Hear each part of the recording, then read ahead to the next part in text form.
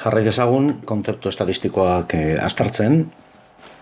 Dakigun bezala, datu estatistikoak, azterketa estatistiko bat egiterakoan jasotzen diren datuak tauletan jartzen diela, taula batzuk ikusi ditugu eta gehiago ikusiko ditugu aurrerantzean, eta normalian taula horiek gero zenbait grafikoetara eramaten dira.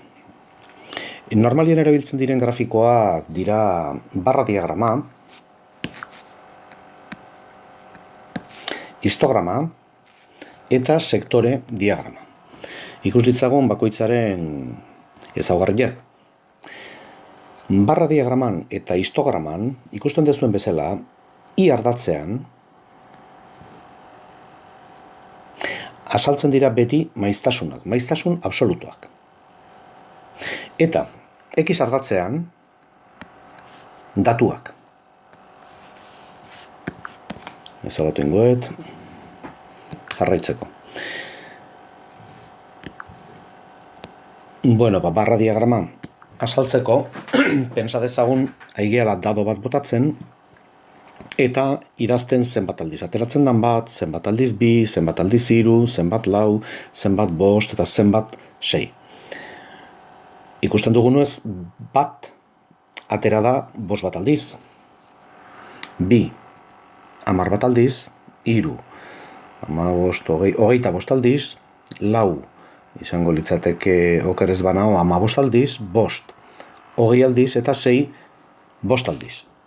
Orduan, barra diagrama marrazteko bakarrik egin behar da, balio batetik, hilo,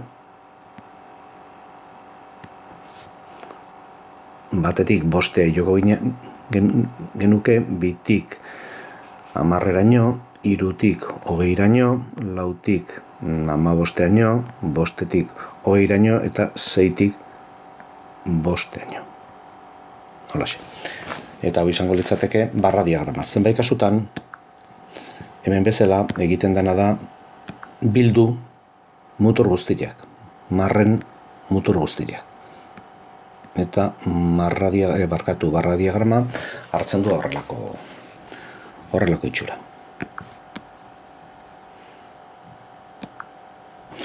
Histograma dela eta pentsa dezagun aigeala populazio baten adina, jakinaian edo azterketa bat egiteko, eta ikusi dugu 0 urtetik 5 urtera daudela 10 bat persona.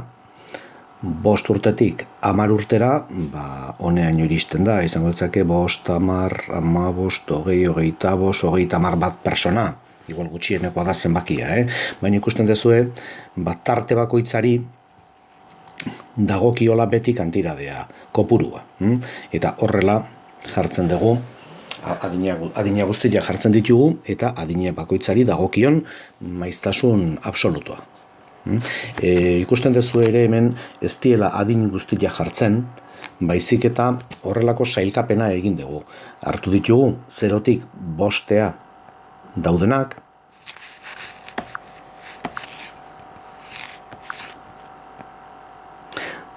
bostetik 10, 10etik 15, 15etik 20, 20etik 25 eta 25etik 30.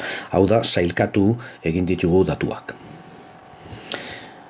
Eta sektore diagrama asko erabiltzen den bat, aldagaia dituen datu adina sektoretan banatzen da zirkuloa. Esate baterako eman dezagun eskola batean daudela 75 neska, 25 mutil.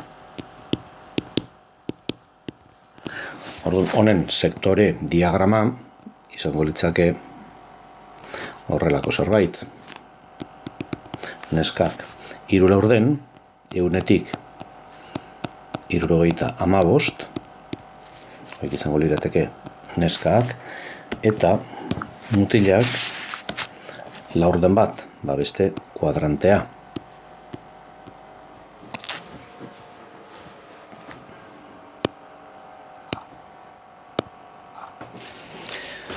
Aldagai estadistikoaren tipoaren arabera erabiltzen da erabiltzen dira grafiko batzuk edo beste batzuk. Aldagai estatistikoa kualitatiboa denean, hau da emaitza ez danean zenbaki bat, baizik eta ezaugarri bat, erabiltzen da barra diagrama eta sektore diagrama. Nik gehiago esango nuke sektore diagrama erabiltzen dela kasu honetan. Kuantitatiboa eta diskretua baldin bada, erabiltzen da barra diagrama eta kuantitatibo jarraitua histograma.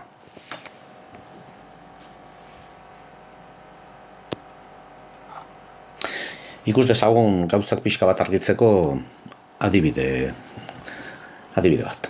Hona hemen 18 ikasleren adinak urtetan. Ematen dizkigute edo gu jaso ditugu adinak eta esaten digute egiteko maiztasun erlatiboen grafikoa. Egin behar duguna da horrelako taula bat bete. Nun lehenbiziko zutabean azaltzen zaigu aldagai estadistikoa, kasu hontan adina, bigarren zutabea maiztasun absolutoa eta hirugarrenean maiztasun erlatiboa. Beraz, has gaitezen 13 urtekoak 14, 15 eta 16koak jartzen ditugu ezkarrako zutabean, 13 urteko personak daude, kontatzen ditugu, 1, 2, 3, 4, 5 persona. 13 dagokion maiztasun absolutoa 5 da. 14koak 1, 2, 3, 4, 5, 6 persona. Hemen daukau datua. 15 urtekoak 1, 2, 3 eta 4 kokatzen dugu datua. Eta 16 personakoak nik uste 3 daudela, 1, 2 eta 3. Eta osotara honen batuketa da 18. Bagenekien, 5 gehi 6, 11 gehi 4, 15 gehi 3, 18.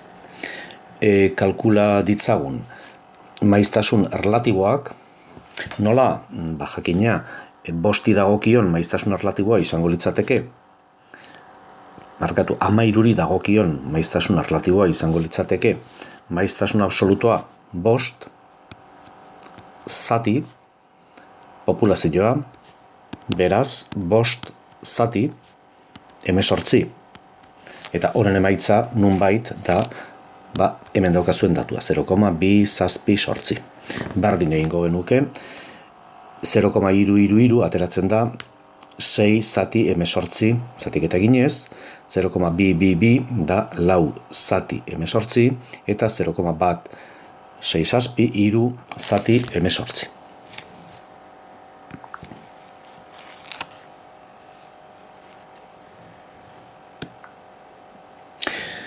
Datu guzti hauek kalkulatuta dauzkagula, bakarri falta zaigu grafika adieraztea, irudikatzea.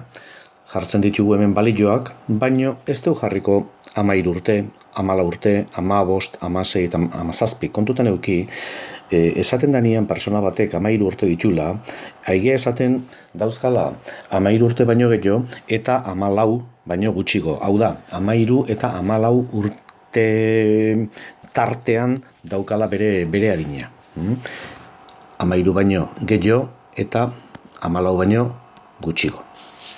Ados, eta berdin 14, 15 eta 16 urtekoekin. Horregatik aliatzen da 17raino. Histograma bat egingo dugu, 13 eta 14en eta 14 urteren artean daude 5 persona, orduan kokatzen dugu hemen, 5 persona, 14 eta 15en artean 6 persona, 15 eta 16en artean 4 persona, eta 16 eta 17en artean 3 persona. Eta osatzen dugu modu hontan histograma. Bai, egia esan, histograma hau osatuta dago, baino ez maiztasun erlatiboekin, baizik eta maiztasun absolutoekin. Hemen, ordenatuan, ardatzontan, daukau F